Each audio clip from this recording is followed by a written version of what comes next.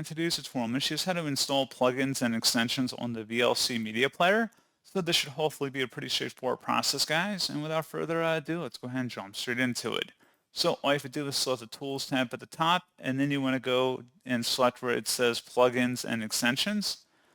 There should be an add-ons manager here. You can select where it says Find More Add-ons Online, and you can go ahead and search for them. Select whatever you're looking to add, and then you just would select it and then install.